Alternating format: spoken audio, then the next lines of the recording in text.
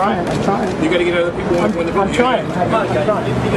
You're trying? Try harder. Okay. I'm sorry, I really don't. What are we doing? Well, I'm just asking questions, that's all. Right. I mean, Okay. Bye. You can't make me dance to your tune. I'm not a monkey. I can't make you answer anything. I'm asking you interesting questions. And I'm saying I refuse. Okay, well, no, I was just asking you why. That's fine. Oh, is it true that they paid you $1 million for the endorsement for Kamala? Not true. Not true, okay. I was paid nothing, ever. Those are some weird ass Russian. It just seems like such a waste of time. From Britney Spears to Nicki Minaj, here are the worst celebrity meltdowns in history. First off, Miss Britney Spears. On February 16th, 2007, the Gimme More singer infamously shaved her head. Days later, she shocked the world by furiously attacking a paparazzo's car with an umbrella. The following July, the pop star offered up a bizarre explanation for her violent behavior. I was preparing my character for a role in a movie where the husband never plays his part, so they switch places accidentally, she wrote on her website. I take all my roles very seriously and got a little carried away. Unfortunately, I didn't get the part. But in her 2023 memoir, her opinion on the incident changed. She says, I'd been eyeballed so much growing up, I'd been looked up and down, I had people telling me what they thought of my body since I was a teenager. Shaving my head and acting out were ways of pushing back, Spears adds in the book. After Britney was put in a court-ordered conservatorship in 2008, granting her father and a lawyer control over all her financial and personal affairs, she says she was forbidden from keeping the new shaved look. Under the conservatorship, I was made to understand that those days were now over, she writes. I had to grow my hair out and get back into shape. I had to go to bed early and take whatever medication they told me to take. Our next celebrity meltdown involves Nothing Compares to You singer Sinead O'Connor. Sinead was performing on SNL when a brief moment destroyed her entire career. On October 3rd, 1992, O'Connor appeared on SNL to promote her new album, Am I Not Your Girl? For the second song of the evening, O'Connor had chosen to perform an a cappella version of Bob Marley's song War. Throughout the performance, she stared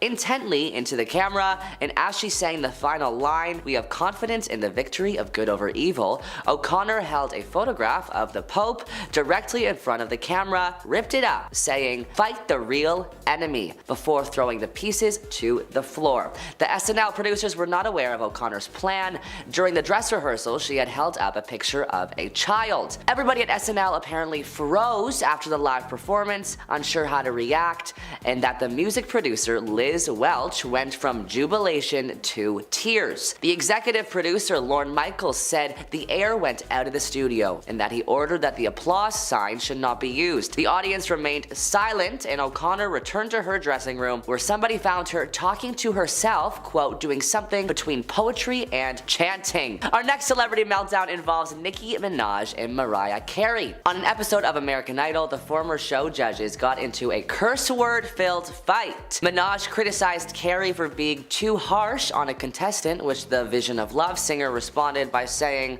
I'm sorry, it's just that that's what I do, Nicki. The Anaconda rapper immediately fired back. Oh, you're right. I'm sorry I can't help her, she said, tossing her seat behind her. Maybe I should just get off the effing panel. Let me get off the panel. After leaving the room, Nicki was overheard shouting, shut the F up. Finish the show, I'm done. But that's not the only on-air meltdown Nicki Minaj has had. When accepting her VMA award for Best Music Video, Nicki made a dig at fellow performer Miley Cyrus. While thanking her pastor and other fans, Nicki said, back to this B-word who had a lot to say about me the other day in the press. Miley, what's good? Speaking of on-air meltdowns, Hugh Grant had some rude things to say to Ellen while on her talk show. After she complimented her guest, calling him fantastic, smart, and all those things, Grant responded responded back by saying, "I wish I thought that about you." He also had some rude things to say about Julia Roberts while on the Oprah show. Very big mouthed. Literally, physically, she has a very big mouth. When I was kissing her,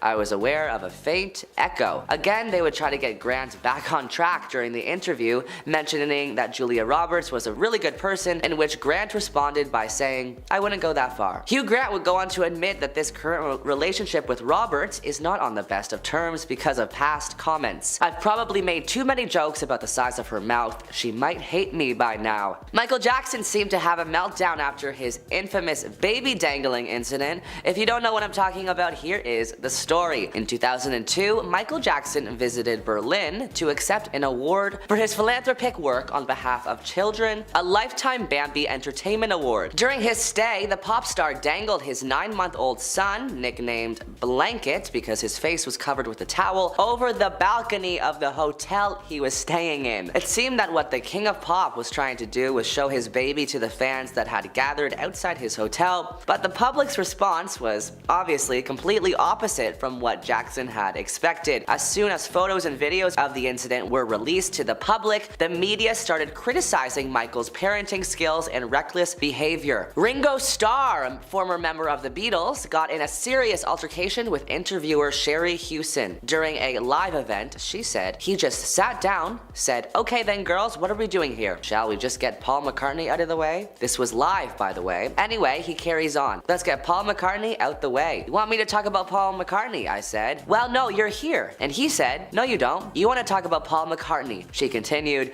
"He was so angry. It was just so weird. I thought, why? Why? It was just a really weird thing." And then he said to the audience, "Can I tell you all, if anyone wants an autograph, cannot have one, because I don't do things like that." At the end of it, one of the producers came up with one of her little children who was only 4 years old and said that she knew he didn't do autographs, but told him that her daughter was only 4 and she really loves the Beatles. He just stared and said, "Really?" And then he said, "Did you not hear what I just said? I don't sign autographs." Yikes. David Letterman, former host of the David Letterman Show, has made some really weird on-screen moments while interviewing celebrities, and some of these stories are really hard to believe. When he was interviewing Madonna, he stopped the interview and asked her, "Why don't you go and kiss the guy in the audience?" Shocked, she said, "Why are you so obsessed with my love life?" He responded by saying, "Go kiss the guy in the audience. It would knock him out." She responded, "I can't. I've never succumbed to peer pressure." Interviewing Jennifer Lopez, he made the cameraman zoom into a close-up of her chest while saying, "That's pretty good. That's pretty darn good." Ew. David Letterman seems quite rude, but perhaps the rudest interview story has to go to Jesse Eisenberg. While promoting his new movie Now You See Me, the actor seemed to have a meltdown while in an interview, being extremely rude to the interviewer. Out of nowhere, Jesse brought up the often maligned comedian Carrot Top. Before long, it became clear that Eisenberg only brought up Carrot Top so he could mock the interviewer, whose name was Puga, her abilities as an interviewer. "Do you know the comedian Carrot Top? Well, you're like the Carrot Top of interviewers. Yeah, it's a good thing. Don't cry now. Cry after the interview is over, because otherwise I'll look like I'm responsible for it." Yikes. After this back and forth conversation, Eisenberg half-heartedly performed a magic trick. Puga then asked Eisenberg if he could say her name to the camera. In response, Eisenberg asked Puga to explain what his motivation for saying her name was, like he was performing an acting exercise. When Puga asked Eisenberg to say her name like he was trying to find her in a crowded place, he quietly said her name. Puga then remarked that she would never be able to hear him in a club, and his explanation for why he was being quiet seemed very harsh. He said, "The thing is, I actually didn't want to find you. I actually was hoping to stay alone." After the interview was done, the interviewer said she went behind the curtain and cried. Shia LaBeouf, former Disney star known for his troubled past, turned heads when he wore a paper bag saying, "I am not famous anymore," to a red carpet premiere for his new movie. Just hours before the premiere, LaBeouf found himself sat with a panel in front of a room full of journalists as well as his co-stars. When asked about his decision to star in a movie with so many love scenes, he bent low over the microphone and replied, "When the seagulls follow the trawler, it's because they think sardines will will be thrown into the sea. Thank you very much. He then got up, pushed the mic away, and stormed out of the conference, leaving the audience and his fellow panelists mystified. What does that even mean? Our final celebrity meltdown involves Miss Ariana Grande. In 2015, Ariana went with friends to a donut shop to grab a sweet treat. Everything was looking good until the employee at the donut shop supposedly turned around behind the counter, and while he wasn't looking, Ariana licked some of the donuts still for sale while saying, "I hate America," and later calling the donuts disgusting. The security footage of the incident went mega viral online, and Ariana quickly went to Twitter to apologize, saying, "Seeing a video of yourself behaving poorly that you have no idea was taken is such a rude awakening that you don't know what to do. I was so disgusted with myself." She said, "I'm not here to make any excuses or to justify my behavior because I can't. I'm just here to apologize." Number 10, Mike Tyson. So I had trouble landing on just one interview to mention when it comes to this man. He is someone who seems to just bounce back after every single heinous thing he's done. So we're gonna run through a few of them. The first time Mike really hurt his career was in the 80s, and it wasn't even something he said. He was doing an interview with his then girlfriend Robin Gibbs. When the topic of Mike's behavior came up, she said herself that Mike had an extremely volatile temper. Recent reports had also surfaced of Mike getting loud and physical with Robin, something she seemingly confirmed, while Mike just stared at the interviewer the entire time, giving him an evil look. Now that was one of the first little notches on his belt. That wasn't really a meltdown. As the years went by, more and more controversies came to light, and during a press tour for his latest bout in the early 2000s, he lashed out at a fan in the crowd, hurling a slew of insults and calling them the British word for cancer sticks. It starts with an F and it rhymes with maggot. The clip became viral overnight and placed his career in jeopardy, but he finally drove that nail into the coffin on CP24's Breakfast Television in 2014. After somehow maintaining enough relevance to get a one-man show, Mike was sitting down with host Nathan Downer to promote when the interview took a hard left and went from "So, what's the show about?" to "So, should you even be allowed on stage, you monster?" That's not what he actually said, but apparently that's what Mike Tyson heard, because he stopped answering questions and would instead hurl sarcastic insults. The F word is once again his favorite and just throws it at him. I don't know if you've noticed, but Mike hasn't been on the news much since then, and probably for a good reason. Number 9, Paula Abdul. Q13 Fox News. In 2012, famous judge and British bad boy Simon Cowell decided to fire his fellow X Factor judge after she went on Fox News and made herself sound like a little bit of a fool. During an interview with Q13, things started out a little rocky thanks to some audio issues causing Paula to hear a station in Texas instead of their own. When they eventually got everything up and running, Paula was just as confusing as she was with the original issues. The interviewers were trying to ask her about her visit to Seattle, where Simon claims that the worst singers that he has ever encountered dwell. Instead of defending the city, Paula doubled down and agreed with Simon. It's not the statement though that landed her in the hot seat, it was actually just the way that she was speaking. Paula had always been a little bit animated in her life, using arms a lot when speaking to people, but she was particularly slurry and seemed like she was under the influence of something. This was just one of several interviews where Paula is noticeably woozy. Simon Cowell has actually claimed the only reason she was invited to host on the X Factor in the first place was to see if she would bring in the American Idol viewers, and when that didn't pan out, he realized the right move to make was to let her go because she's not great on television.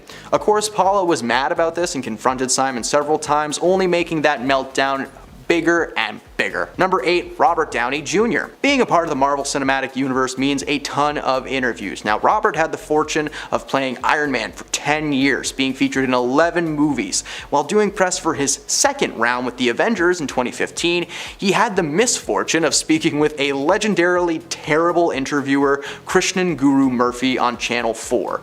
Now, I've talked about this guy in other videos for making Quentin Tarantino walk out of an interview, and he is making a return for something pretty similar. The interview is uncomfortable from the very beginning. Krishnan stumbles through his questions as quickly as he can, with Robert doing his best just to keep things smooth. Instead of asking questions about the movie though, Krishnan decided to probe Robert about his life in prison and with substance control issues. Now, at first, He's okay and answers the questions, but then Christian brings up his dad and asks if he feels that he escaped his dark past. Robert is visibly anxious and begins breathing pretty heavy to keep himself calm. He asks what they were doing there, and then the team said goodbye.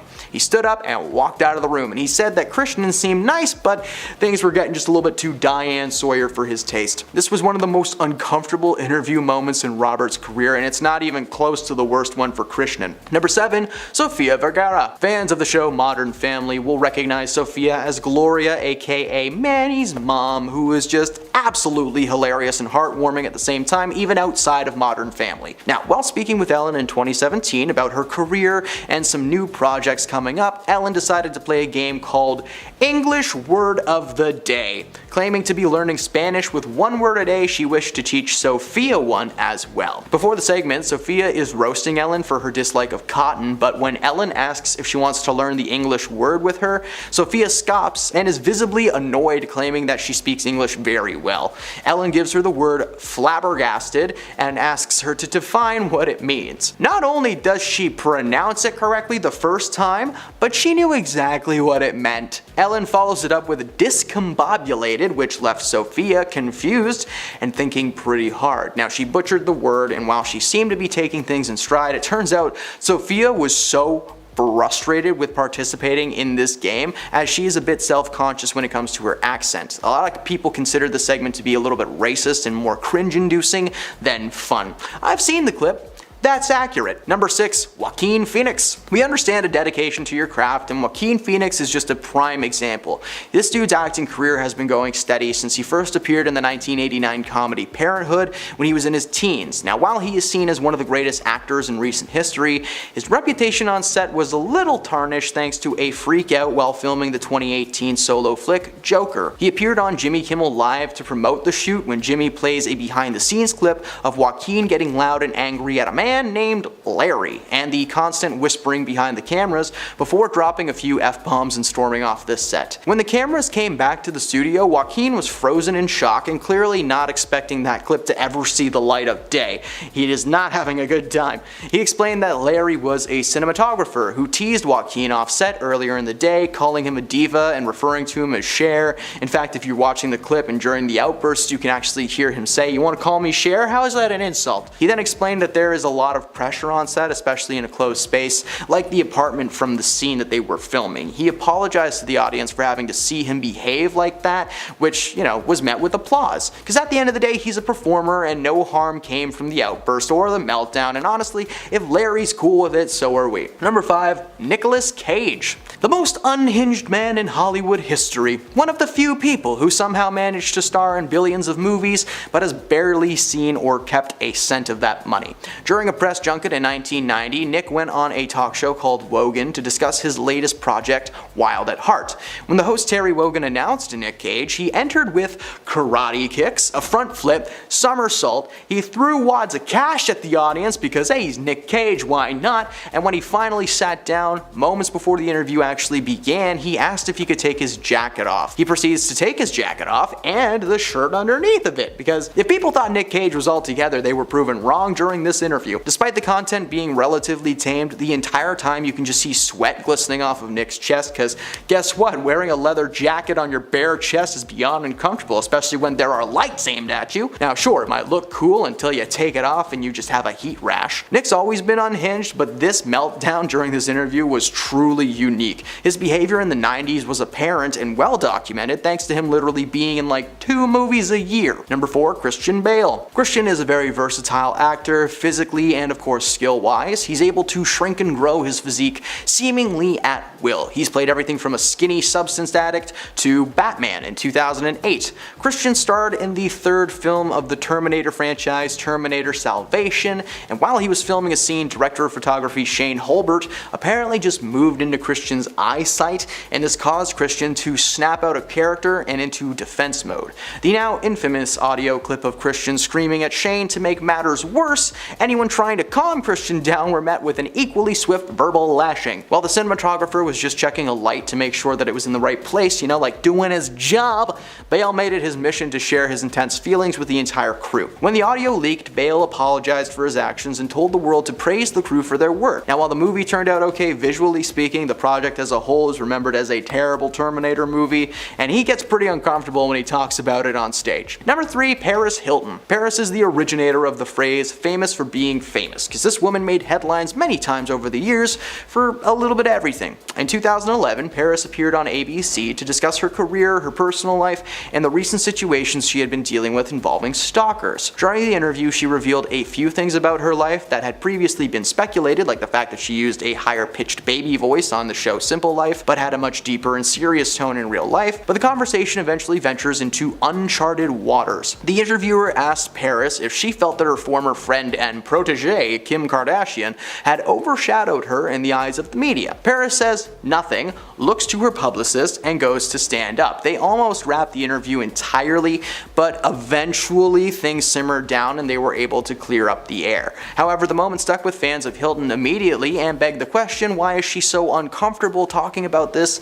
And it's because it's true. Well, it turns out the world answered the question for her, because Kim Kardashian's show, Keeping Up with the Kardashians, made it big, and Paris Hilton's show was cancelled after one season. So, there you go. Number 2, Tom Cruise. Matt Lauer is not just a terrible person who turned out to be a creepy creepo. He was once a popular talk show host in the early 2000s. During an interview with Tom Cruise in 2005, the topic of his scientific beliefs came up that quickly sent Tom into a rant about psychiatry, and somehow the topic got into Ritalin and pseudosciences. I don't know, Tom yelled at Matt about knowing more than him about psychiatry, like he had some inside information that he was secretly a therapist, who knows. The interview came at the height of Tom's pretty public descent into chaotic badness, becoming very famous for his outlandish beliefs and his wish to push them onto other people. The highlight of the interview came when Cruise was asked about his previous criticisms of Brooke Shields taking anti-sad time pills, to which he responded by calling her a glib. I looked up the definition of that word, and it means fluent and voluble, but insincere and shallow.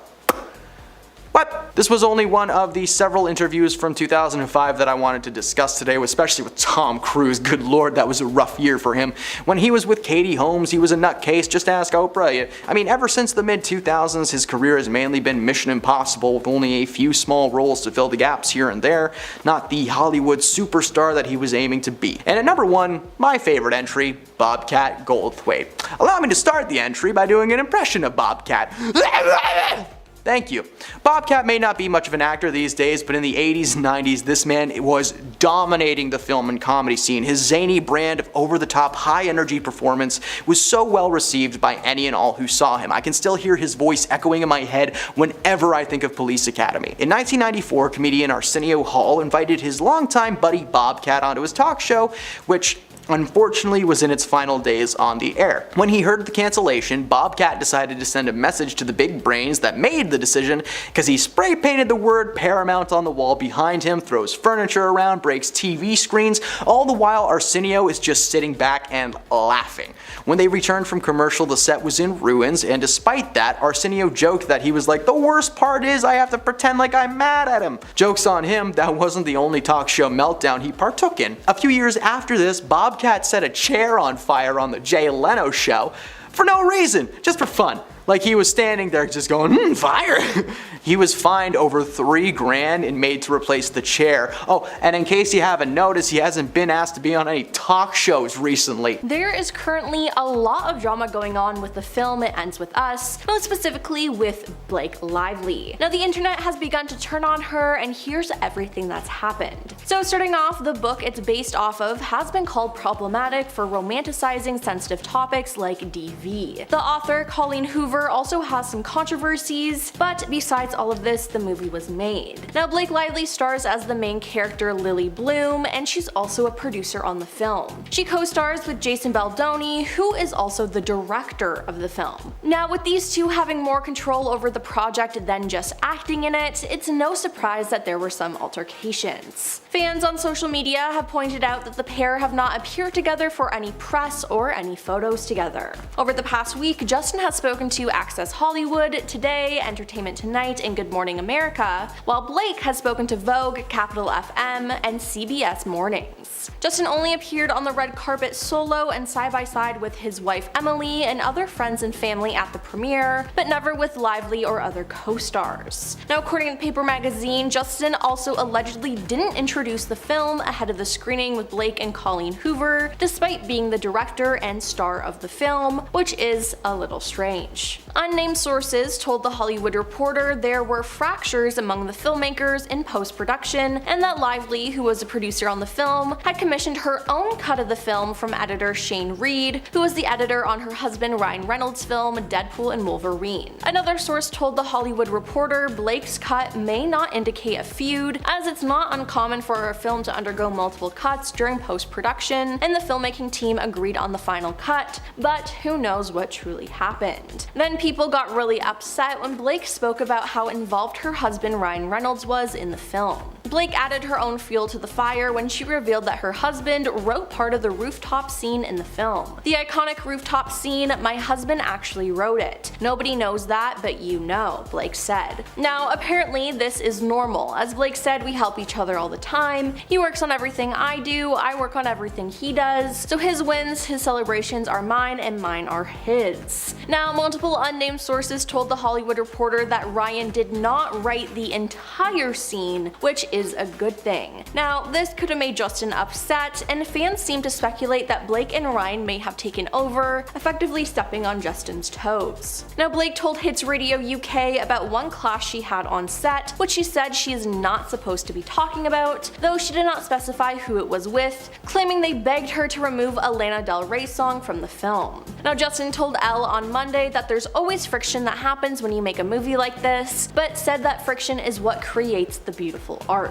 Blake has been called out though about how she's treated the promotion of this film. She's been promoting the film as a rom-com when it covers serious topics. It's a drama and not a rom-com. At the premiere, her husband Ryan attended, but so did his Deadpool 3 co-star Hugh Jackman. A lot of people claimed that it felt like Blake and Ryan were trying to recreate the magic of the Barbie and Oppenheimer movie premieres last summer. But due to the nature of It Ends With Us, it's just not the right thing to do at all. It seemed like all Blake cared about was reaching high numbers at the box office and looking good, not trying to tell the story of a DV victim and bring awareness to the issues in the film. Blake has also been blasted as tone deaf and shallow after she hosted an interview with her It Ends With Us co-stars and failed to discuss the serious message behind the movie. Blake sat down with fellow cast members Jenny Slate and Isabella Ferrer, as well as author Colleen last week to discuss the new flick, and many people were left unimpressed by the lighthearted nature of their conversation. The four women giggled together as they discussed everything from their dream jobs to zodiac signs, but there was no mention of DV during their chat, and social medias were quick to slam them, particularly Blake, who hosted the interview, for partaking in the breezy questionnaire given the serious nature of the film and for failing to speak about the topic. Immediately, outraged viewers flocked to the comment section to criticize them. I'm very confused, you missed the entire purpose of the movie, I'm sad and disappointed, one person wrote. Can you please promote it appropriately? Another asked. Now someone else added, Blake is only here for the fashion and that's all, she ain't interested in the message this movie brings, shallow. However, several hours later, Blake took to Instagram to share information about DV, as well as some resources for her followers. She directed her followers to a series of links, which included a phone number for victims of DV, as well as statistics and other information.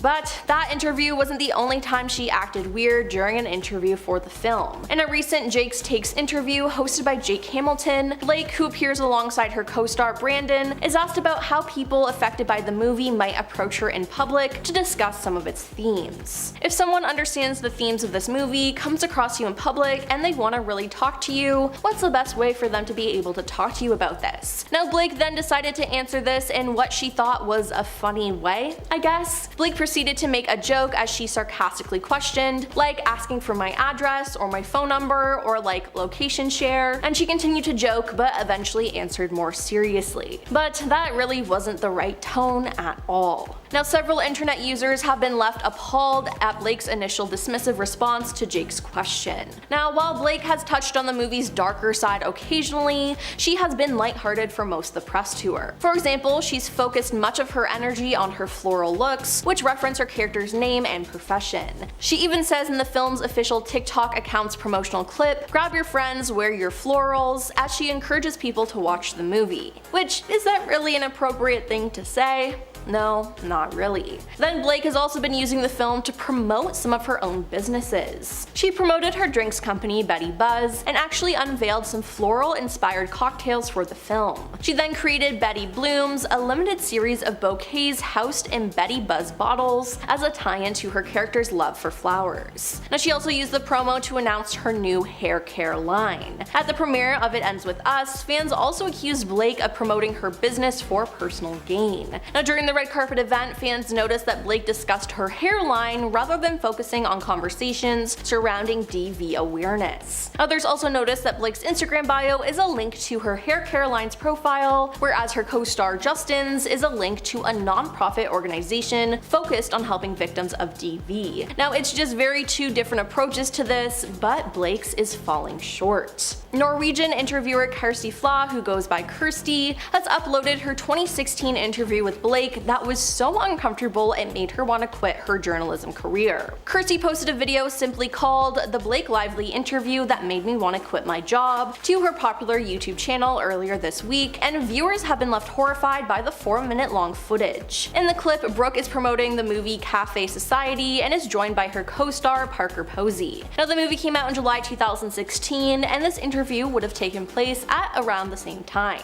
That year, Blake had announced her pregnancy at the Met Gala that May, but she appeared to take offense when Kirsty starts the interview by congratulating her on her little bump. "Congrats on your little bump," Blake mockingly retorts to Kirsty, who visibly isn't pregnant. Now, appearing to purposely exclude Kirsty from the conversation, Blake and Parker seem to almost ignore her. It was extremely rude and horrible, and people in the comments called them out. Yeah, this doesn't look good for her at all, and with all this stuff coming out, it's making Blake lose fans. So, Number 10, Rose McGowan. So let's talk about the show Charmed for a second, a solid series that was on air for basically 10 years. The series followed three sisters that discover they are descendants of a long line of good female witches and are destined to fight against the forces of evil. Yes, it was a very fun show, however, just because you play sisters on set does not mean that you're always going to be close in real life. Rose McGowan and Alyssa Milano had a very public altercation that resulted in a little incident on set being shared with the world. Rose claimed that Alyssa threw a fit in front of the crew, yelling, "They don't pay me enough to do this stuff," only she didn't say stuff. She called Alyssa's behavior appalling, claiming she cried every time that the show got renewed for another season because it just meant more time on a toxic set. Alyssa never shared her comments on the situation, confirming what she was being accused of. Number 9, Richard Gere. Richard Gere is one of those actors that doesn't really act. Sometimes people just get hired for films because they have a face for it or the style. For Richard, he did not have enough class and moxie to keep a handle on his role in the film Lords of the Flatbush. He was casted to star alongside Rocky himself, Sylvester Stallone, and according to Sly, the two didn't get along at all. Their beef was strong and long-lasting throughout the entire production until it finally came to a head one day when Richard was a bit too into one scene and he actually grabbed Sylvester pretty aggressively by the collar. When Sly told him to lay off, he laid in instead. The scene was being filmed on Coney Island, and when the actors took a minute to take a break, they tried to break each other. Sly was eating a hot dog alone in his car, which sounds pretty peaceful, and suddenly Richard stormed in, joined him with half of a chicken dripping in mustard, and despite his warnings about the mustard, seriously, it dripped all over his pants. In true Rocky fashion, he elbowed Richard in the face, threw him out of his car, and the altercation resulted in Richard being fired from the project. Oh no, they had to decide between Richard Gere and Rocky. I wonder how quick that decision was. Number 8, Selma Blair. It's funny that this entry involves Charlie Sheen getting a woman fired when he himself has been fired from so many projects because of, well, several reasons. After being fired from 2.5 Men, Sheen returned to the acting world, headlining his own show called Anger Management. It premiered in 2012 with cast featuring Hellboy alumni Selma Blair playing his colleague and friend with benefits on the show. However, Sheen's terrible behavior continued to haunt him from his 2.5 Men days. Blair was very vocal on her problems with Charlie, especially his messy work ethic. Charlie heard and he was having none of that, so he threatened to quit the show if Blair was going to remain a part of the cast. Sheen got his way and Blair was let go after starring in 54 episodes. The show didn't last long though. Who would have guessed that a messy actor being the lead was a bad idea. It got cancelled in 2014. Next up, 7. Shannen Doherty. Unfortunately for Shannen Doherty, she gained quite the reputation in Hollywood for being fired due to issues with her co-stars. She may or may not be making another appearance on this list. Who knows? Guess you'll have to stick around to find out. For the first entry, we're going to look back to the very popular series teen drama 90210, a series following the lives of the Walsh family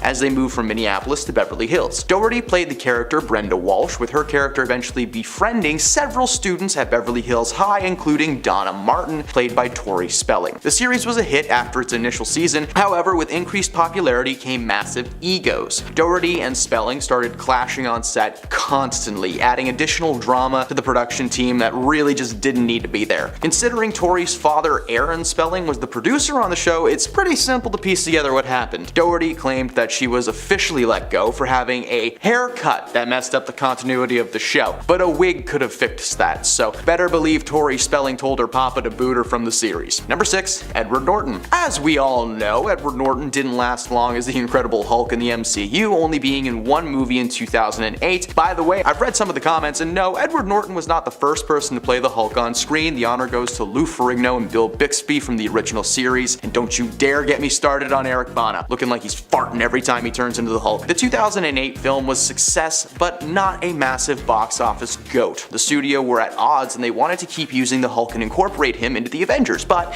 Edward Norton was becoming increasingly difficult to work with. When he was contacted to keep playing the character, he demanded more money from the studio. However, he was already on thin ice following his time filming The Incredible Hulk. While not some wild on-set meltdown, Norton did make some pretty odd choices. For instance, as part of his contract, he was allowed to rewrite the script as much as he wanted, but it still needed to be approved. So he wrote new scripts over and over again until we got the 2008 Incredible Hulk movie with some of Ed's ideas baked into the final script. Kevin Feige claims that the choice to part ways with Ed was not based on money, but instead on Marvel just wishing to hire an actor that embodies the creative and collaboration side of their talented members. Essentially, he was like, Mark Ruffalo's nicer than you and he doesn't write his scripts, so bye-bye. This ended up being a great decision on both parts though, because Mark Ruffalo is fantastic as Bruce Banner and the Hulk, and Edward went on to make several high-quality films, including a few collaborations with Wes Anderson. Moonrise Kingdom would not have been the same without Edward Norton as Scoutmaster Ward. Number 5. Anne Hathaway. So fun fact that I was unaware of until today, Anne Hathaway was almost a secondary lead in one of the most universally loved Seth Rogen movies of all time. Knocked Up from 2007 follows Seth Rogen and Katherine Heigl as they prepare for the arrival of an unplanned baby after a one-night stand. The cast was packed with stellar comedians like Paul Rudd, Jonah Hill, Leslie Mann, so many more, and the cast almost featured an up-and-coming actor at the time, Anne Hathaway. Anne is famous these days for roles in movies like Princess Diary, Interstellar, and Ocean's 8. These days, she's considered to be at the top of the A-list. In 2013, she even took home her first Oscar for Best Supporting Actress. Now, before this though, she actually agreed to be in Knocked Up because she thought the script was great and that Seth Rogen, is Seth Rogen. You work with him every chance you can. However, she eventually decided not to participate in the film after one issue with the script became cause for concern. The scene in question was one of the final moments in the film, which for those of you who have seen the movie know is pretty graphic. The birthing scene in Knocked Up ended up being a combination of Katherine acting and some close-up clips of her cookie. Anne read that part and decided that her first role in a major comedy movie should maybe be something else. Although it was confirmed that it was not going to be her bits and bobs on display, she has a no birthday suit clause. It worked out for everyone though, because Katherine did a great job despite hating the set apparently, and Anne Hathaway is one of the biggest movie stars to date, so good for her. Number 4, Dennis Hopper. Dennis Hopper is one of the groundbreaking actors and directors from the 1960s and 70s New Hollywood, eventually finding his niche in the early 90s, playing villains in movies like Speed, Waterworld, and the live-action Mario Brothers movie, where he plays Bowser. Yes, that exists. No, it's not good. So it came as no surprise when he was casted to play Kristoff, the all-powerful TV producer controlling Truman Burbank's life in the movie The Truman Show. The cast was incredible and included Hollywood heavyweight Jim Carrey as the titular Truman. Anyone with a brain cell would have been excited to be a part of this film, still considered to be one of his best dramatic performances. However, 2 days into filming his scenes for Kristoff, which were only expected to take about 10 days to film, Hopper was unceremoniously let go from the set. Apparently, Dennis had a contract in place with producer Scott Rudin that he would be fired should his work be unsatisfactory. He must have been pretty bad in the role, as the director Peter career has been described as extremely reluctant to ever remove an actor from a movie. Reports later surfaced that Hopper was basically half asleep while playing the character, and while Kristoff wasn't written to be like a manic man or anything, he did require some effort to be properly pulled off. Ultimately, Ed Harris stepped in to play the role after production had been desperately trying to replace Dennis to avoid having the film be shut down entirely. Thankfully, that never happened, and The Truman Show has gone on to be one of the most depressingly heartfelt Jim Carrey performances ever. Oh, and Ed actually got nominated for an Oscar, so sorry Dennis, looks like it was a good move. Number 3, Jean-Claude Van Damme. The Belgian actor Jean-Claude Van Damme was just on the verge of coming into his own career as the Muscles from Brussels when he landed a job opposite of Arnold Schwarzenegger in 1987's action flick Predator. This sounded like the perfect casting choice. Jean would have worked alongside the likes of Carl Weathers and Jesse Ventura. While this may have turned out cool, the reality was that Jean wasn't casted to play one of the Marines at all. Instead, he was casted to play the titular Predator himself. The special effects artists behind the project called the experience with Jean as a hilarious comedy of errors,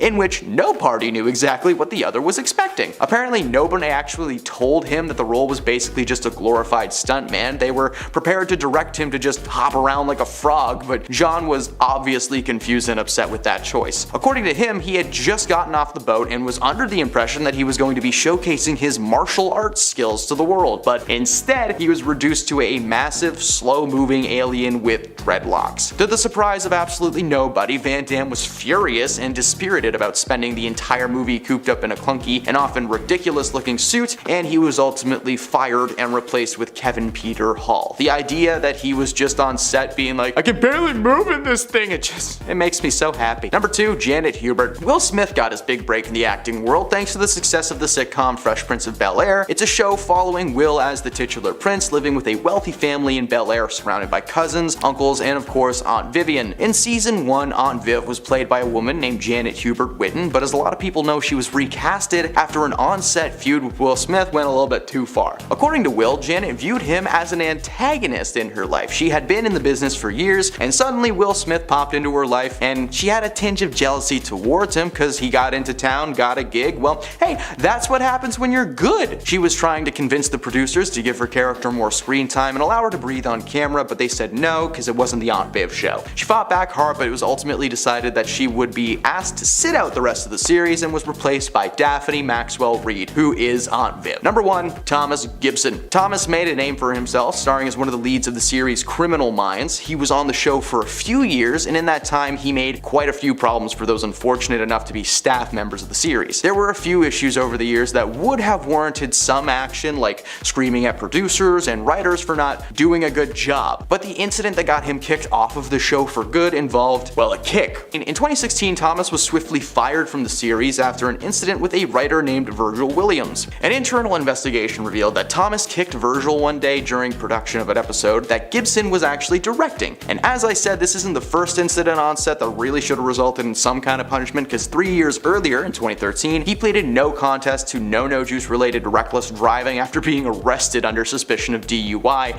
and 3 years before that, he allegedly shoved an assistant director, Ian Wolfe, during a late night location scene. That led to the studio ordering Gibson to take 8 hours of anger management. According to most people on the set, Thomas was a wild card. Some days he was friendly and accommodating, and the next he went ballistic. Starting off our list today at number 10, we have Harry Styles. Harry Styles was left a little red-faced after he suffered a wardrobe malfunction back in January while he was performing in front of one of his first celebrity crushes, Jennifer Aniston. During the middle of Harry's concert, the singer split his trousers right down the middle while he was belting out to his hit song music for a sushi restaurant. Later, a video would surface online where Harry could be seen dropping to his knees before making a shocking face to the crowd as he realized his pants had split. The former One Direction member quickly then covered the rip with his hands and managed to see the funny side while apologizing to the audience sitting in the front row. When he said, "My trousers ripped. I feel I must apologize to a certain few of you right down in the front there." Later, the musician was seen running around the stage before grabbing a pride flag, which he used to cover up the split, by tying it around his waist. Number 9. Miley Cyrus. After ringing in the new year on the NBC New Year's Eve special, at one point during the show, Miley lost her top during her performance, which caused her to quickly improvise and change her entire look while continuing on with her set. The moment took place just after Miley performed her hit We Can't Stop and transitioned into another hit, Party in the USA. As she was strutting around the stage in a silver outfit, Miley could be seen holding onto her top as she sang the opening lyrics of the song before she then made her way backstage as her backup singers and band continued to play. The singer then returned to the stage in a red blazer, which she previously wore in her program earlier, and she channeled into her 2009 song by saying, "Everybody is definitely looking at me now. I'm still in the most clothes I've ever wore on stage." Hey my little peaches, are you liking this video so far? If so, don't forget to give it a thumbs up and subscribe to the channel. Number 8. Janet Jackson. Most people can't even remember who won the Super Bowl back in 2004, but what most people can remember is the biggest moment of the night when Justin Timberlake ripped off the top of Janet Jackson's black bodice, and for a fraction of a second revealed Janet's bare chest that was covered only by a shield. Later, Janet's spokesman would then call the incident a wardrobe malfunction that was not intentional. He then went on to say he was supposed to pull away from the bustier and leave a red lace bra. The whole incident went on to ruin Janet's career, even after she made a public statement saying, "The whole thing went wrong in the end. The decision to have a costume reveal at the end of my halftime performance was one made after the final rehearsal. MTV was completely unaware of it, and it was not my intention that it would go as far as it did. I apologize to anyone offended, including the audience, MTV, CBS, and the NFL." But why did Justin never face the same consequences? Number 7. Nicki Minaj. In 2011, Nicki Minaj stole the show at the American Music Awards with her performance. But what fans don't know is that she actually had a major wardrobe malfunction before hitting the stage. The AMAs was set to be an amazing performance, but when Nicki had a horrible malfunction with her clothes and her hair just 10 minutes before she was set to open, she would tell Complex magazine, "So I was backstage having an effing nervous breakdown. My hair was supposed to light up, my choker was too small." Nicki then somehow managed to pull it all together, so while she was in the box waiting for her show, she ripped off her outfit, threw it to the side, and pretty much had to act like nothing happened. So when the star did finally hit the stage, she freaked out because it wasn't the show she wanted. Number 6.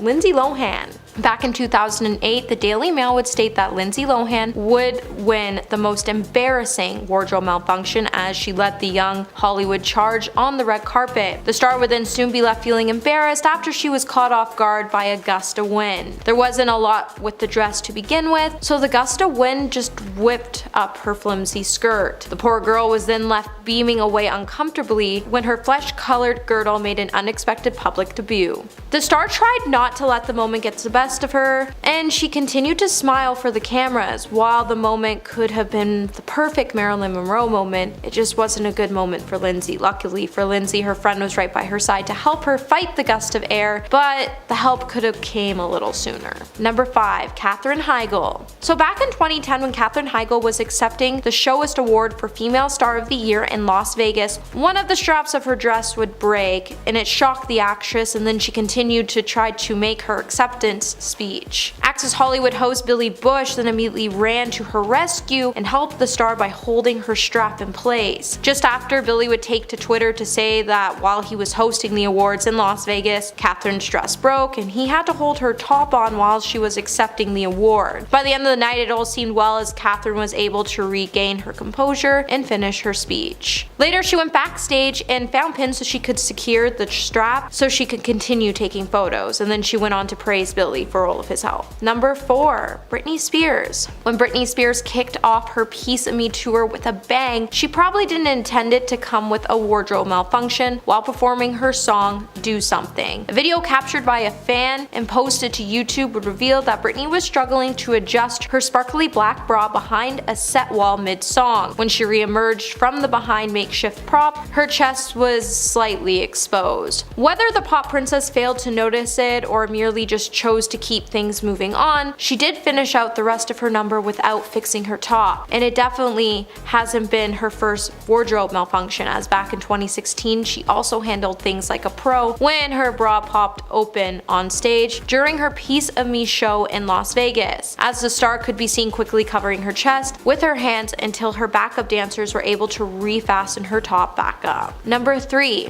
Cardi B. So in 2019, when Cardi made her second return to the stage following plastic surgery complications, the rapstress certainly made an impact at Bonnaroo Music Festival after she had a pretty embarrassing wardrobe malfunction. The press hitmaker was wearing a skin-tight, multicolored, all-in-one jumper which tore half down the seam while she was dancing and twerking around the stage. Trying not to let the mishap get the best of her, she quickly ran backstage and returned wearing a white bathrobe over the top of her underwear, and she managed to complete the rest of the set like that. Onlookers then went on to praise how Cardi handled the malfunction by claiming that Cardi being in a robe at Bonnaroo is a mood. And they definitely weren't wrong, as when the star walked on the stage she yelled "I'm back," and she was clearly living her best life as she danced the night away in her bathrobe. Number 2. Lil Nas X. When Lil Nas X made his Saturday Night Live musical guest debut on season 46 finale, while he was performing 2 of his recent singles in 2021, he ended up enduring a wardrobe malfunction on live television. During the rapper's Call Me By Your Name performance, Lil Nas X could be seen wearing a fire leather pant, which appeared to tear in the upper thigh area right after he was reenacting a part from the music video's controversial pole sequence. Later, Lil Nas would head to his Twitter to say, "Not my pants ripped on live TV. OMFG, no, I wanted to do my pole routine so bad. This is what I get. LMAO." While the star didn't want to ruin his performance, he wanted to continue on with his set. For the remainder of the song, Lil Nas then went on to split his attention between both finishing out the song and noticeably keeping his pants intact. And it makes you wonder when performers are going to understand that the look of tight pants may be nice, but wearing pants that fit can actually prevent these malfunctions from happening. And this is why you do dress rehearsals in your outfits, and it's necessary to do so. Every dancer and performer knows this. Luckily for his second performance, his song Sun Goes Down went malfunction free, with the rapper contrasting the devilish hellscape with a more heavenly setting. Number 1. Khloe Kardashian. Over the last decade, Khloe Kardashian has had a handful of wardrobe malfunctions that she has had to handle like a boss. One of her most memorable clothing issues was when she suffered a noticeable chest slip on camera during a June 2011 appearance on Fox and Friends. While she was speaking with the show's host, Khloe accidentally exposed her chest for a few minutes into the interview while she was wearing a black sheer top. However, she didn't let the brief moment bring her down. Later in a post on Twitter, Khloe would state that she had a little slip up and she loved it, before tweeting that her mom even called her saying the incident was all over the internet and she didn't think this type of thing was so special. Khloe has also been pretty vocal about dreading clothing slip-ups, when she would admit that she was feeling frantic when she experienced a unique shirt malfunction backstage of the Ellen DeGeneres show. She would tell People magazine at the time that because she had a malfunction with her shirt, she had to scrunch over because she didn't have a shirt under her blazer. Number 10. Joaquin Phoenix. We understand a dedication to one's craft, and Joaquin Phoenix is a prime example. Joaquin's acting career has been going steady since he first appeared in the 1989 comedy Parenthood when he was in his mid-teens. While he's seen as one of the greatest actors in recent history, his reputation on set was tarnished thanks to a little freak out while filming the 2018 solo flick Joker. He appeared on Jimmy Kimmel Live to promote the shoot when Jimmy played a behind-the-scenes clip of Joaquin getting loud and angry at a man named Larry and the constant whispering behind the cameras before dropping a few F-bombs and storming off the set. When the cameras came back to the studio, Joaquin was frozen in shock, clearly not expecting that clip to have ever seen the light of day. He explained that Larry was a cinematographer who had been teasing Joaquin off set earlier in the day, calling him a diva and referring to him as Cher. In fact, during his on-set outburst, you can hear him say,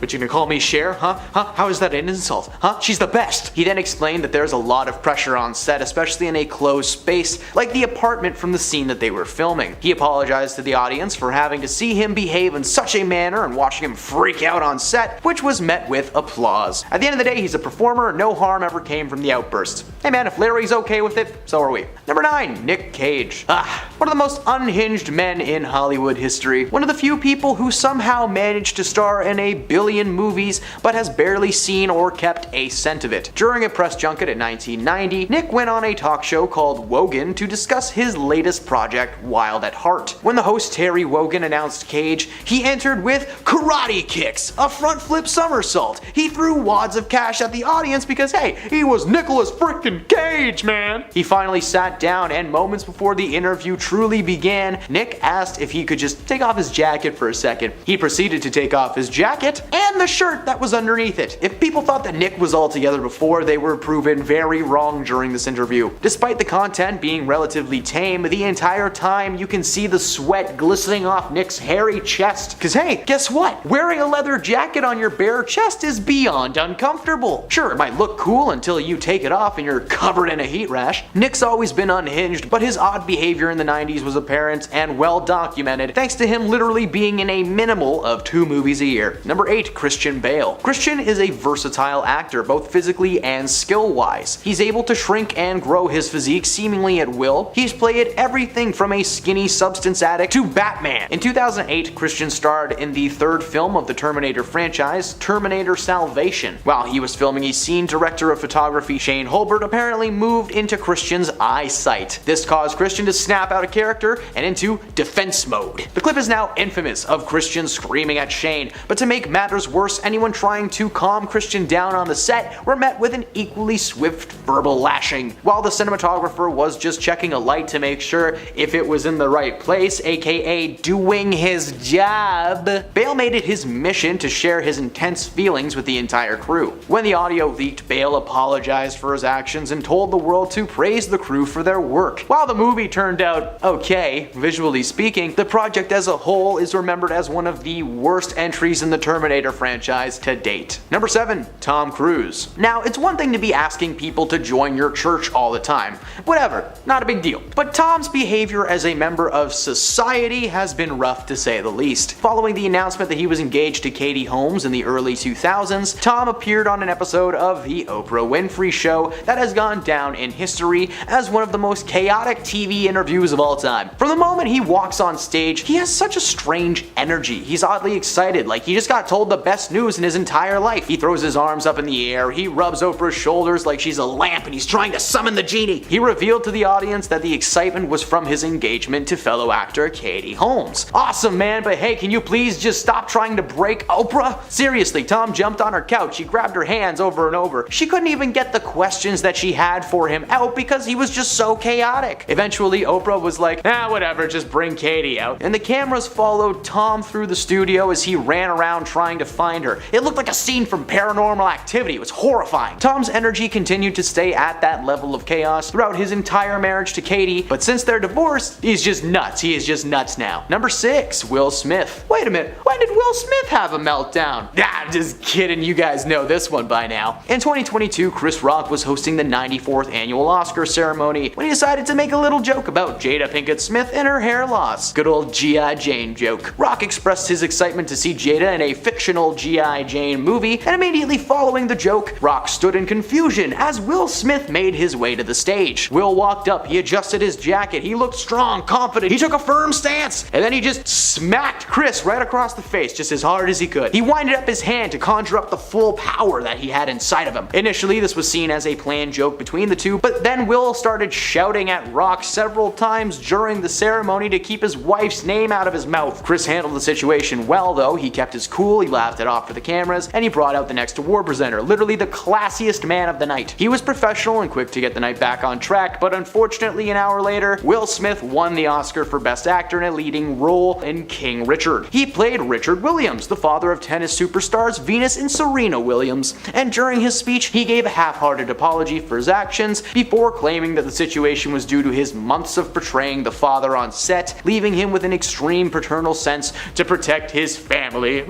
Unfortunately for Will, the slap was enough to get him banned from the Oscars indefinitely, and not just that, but he's been banned from Hollywood entirely, as he is now being seen as an aggressive man with no impulse control. He was fired from any upcoming projects and currently sits at home all day polishing his one and only Oscar her while a single tear rolls down his face. Poor old Will Smith. Number 5. Joan Rivers. While speaking with CNN host Frederica Whitfield about her role as a fashion critique on the reality series Fashion Police, Joan did not appreciate the questions that she was being asked. While calm at first, the host claimed that Joan's comments on the show may be considered mean or cold-hearted, but the fans wanted to hear what she had to say. But before being able to even finish that sentence, Joan decided to clap back with, "It's not mean, excuse me," claiming that she says the truth. She's just saying whatever the people on the couch at home are probably thinking. She calls people and their styles ugly on TV. She may be cold, but her words are meant to heal and not to berate. Okay, so everyone who called me ugly in high school was just trying to encourage me?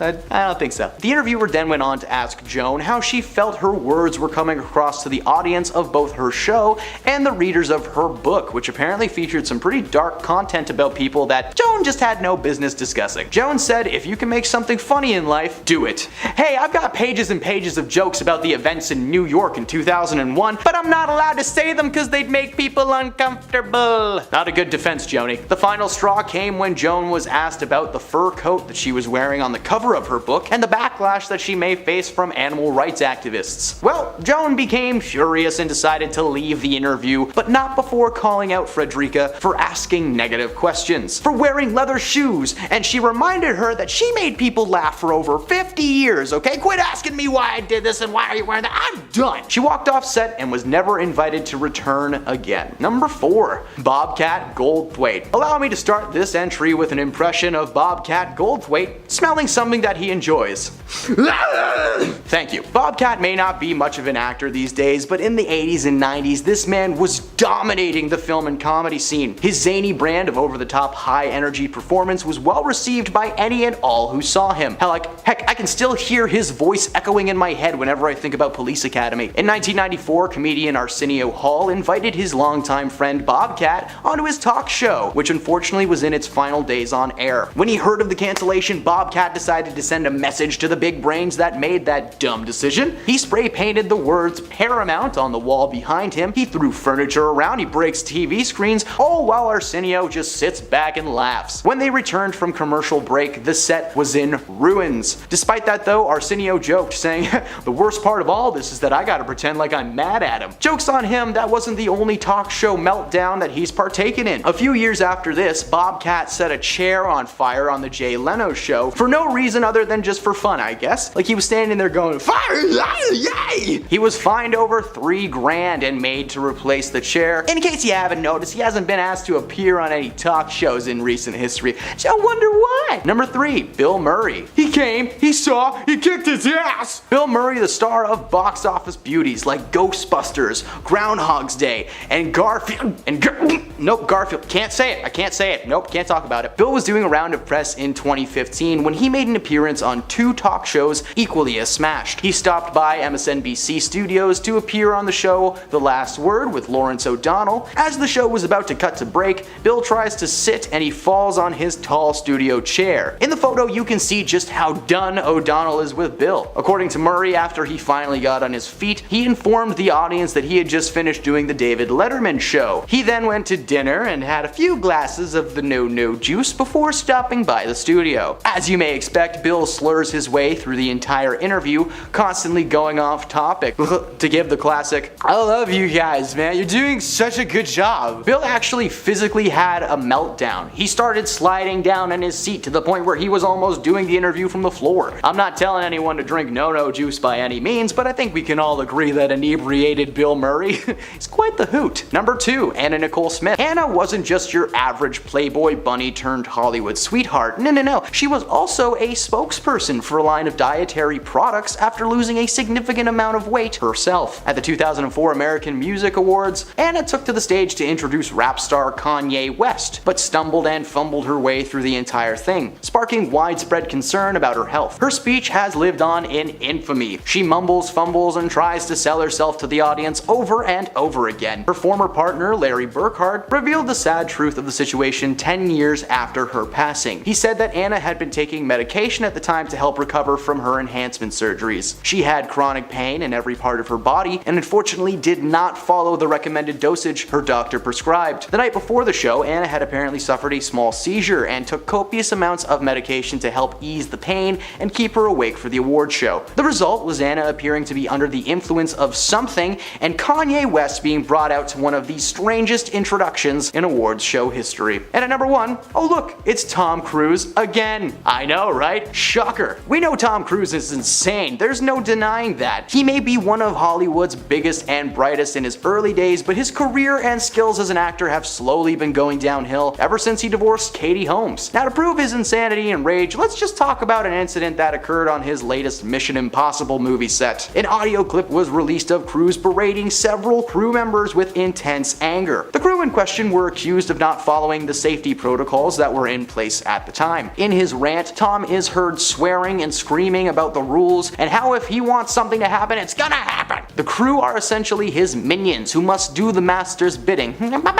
The rant went viral, but Cruise actually defended his rant rather than apologizing for it, claiming that he said what he said and the stakes were at an all-time high, so suck it up. While this may have happened at a time when Hollywood was shut down and many productions were on hold, it's no excuse to harass the people trying to make you look good.